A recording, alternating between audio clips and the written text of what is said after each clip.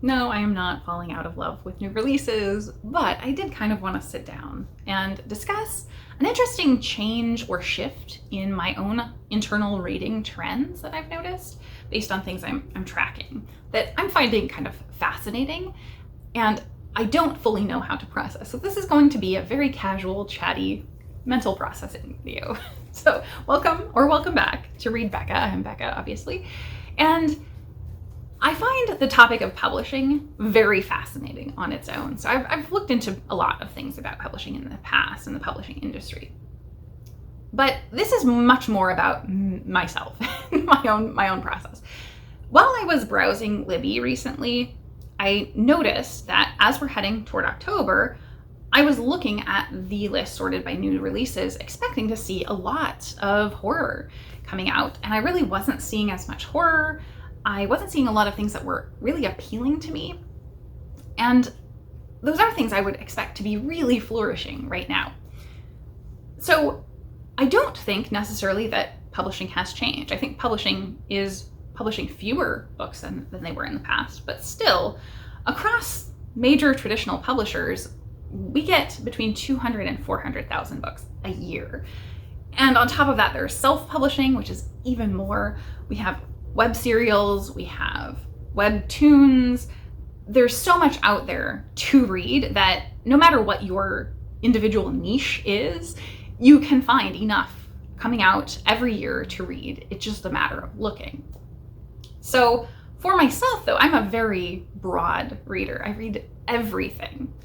And what this most recent notice of changes in what I'm expecting from new releases reminded me of a bigger trend that I noticed at the beginning of this year. You see, as somebody on BookTube, obviously, whether you're a viewer or someone with a channel, you know, end of year is a cycle on BookTube where we all kind of do our favorites, and we have these standard types of videos that people are talking about and wrapping up their year.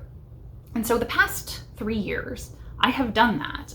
In the January of the year, I'm going through all of people's favorites, best of lists, and noting out lists of books from that are sort of catching my attention because they were maybe hyped earlier in the previous year and have made it to multiple people's favorites lists. And so they've persisted beyond the hype of being new releases to me.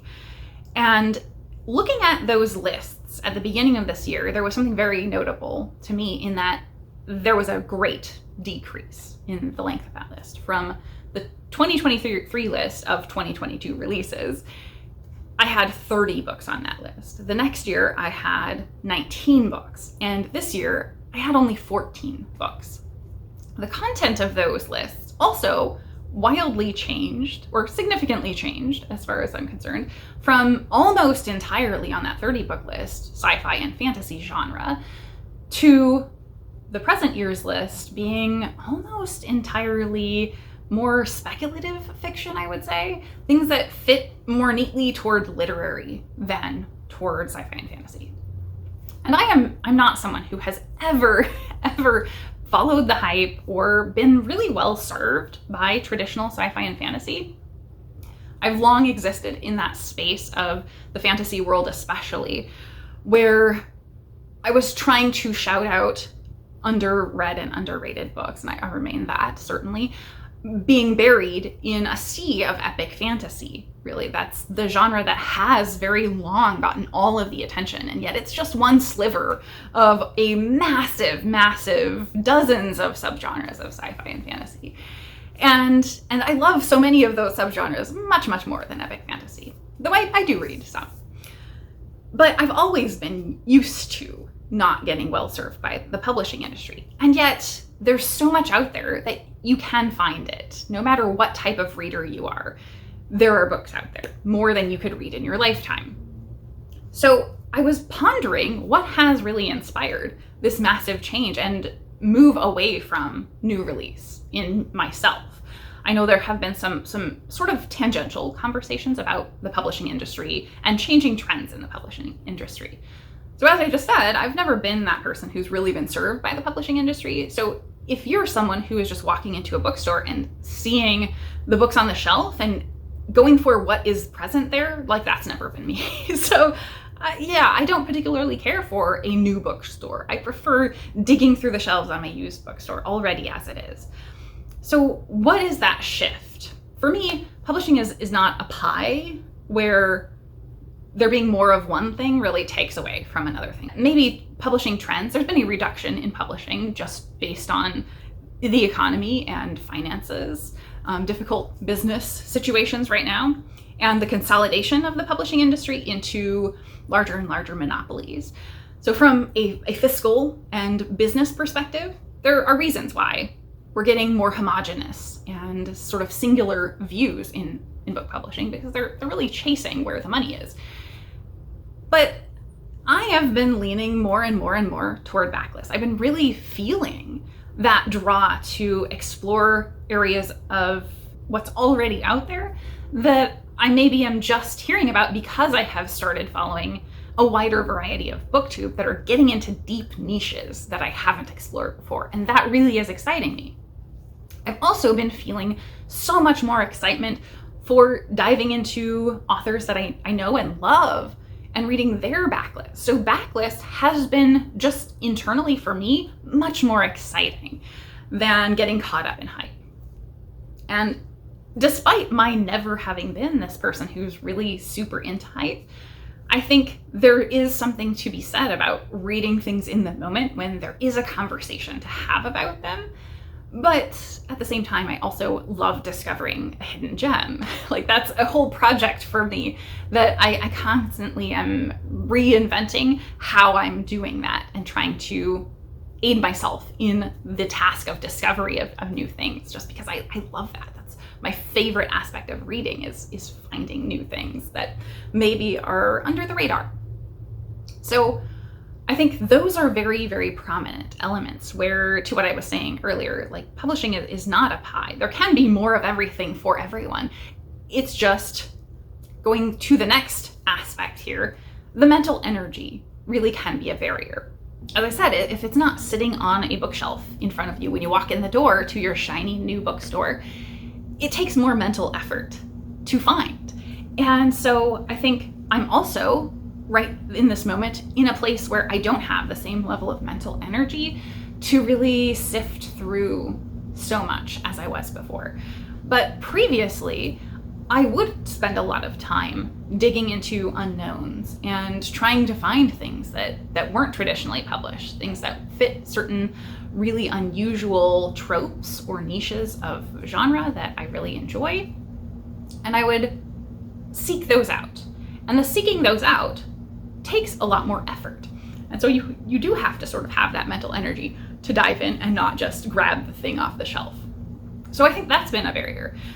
Basically through most of the lockdown, I was browsing, Libby especially, but online catalogs basically of books from A to Z, like just thousands of books all the time. And it was replacing library browsing for me. But that meant I was much more hyper aware of everything in terms of what was coming out, because I was checking like every Tuesday when new book releases are coming out. I was just sorting by new and looking through online catalogs. And so my time and mental energy was so much more invested at the start of those years of tracking new releases, meaning my whole lifestyle has changed to some degree in ways that have affected how much I'm plugged into the landscape of publishing and the new release churn. So I have less of a wide net on those things. I also alluded to just generally the fact that my viewing has changed. And I think that has had an impact on my taste. I started watching a lot of channels that maybe I wasn't even really interested in the types of books that they were reading most of the time, but I really enjoyed them, their personality. And over time, that has really grown to expose me to new things, new types of books that I wasn't aware of, or authors I wasn't aware of that I do want to dive into. And so even for some channels where I'm like, I don't really read anything like them, we'll still have a book come up that I'm like, oh, wow, that sounds fantastic, and I really want to read that, even though it's very outside of even my very broad reading range. And so that has naturally put more in scope for what I'm interested in. And so my, again, net is so much broader and wider that not having a niche, a narrow focus, has really improved how much my interest has been to looking backward and diving deeper into areas of reading that I haven't explored. And once you do that, I think, or my personal experience for that, is that finding these niches that I'm really interested in, then you have a whole world of best of types of books from decades past to get into. So I just continually find myself more and more and more interested in backlist reading, even though I've never been a massively front list reader. It's only amped up over recent years. So I don't know that I necessarily have a conclusion out of this, just talking through and discussing. I don't think there's anything wrong with the publishing industry. Publishing will always have and follow trends.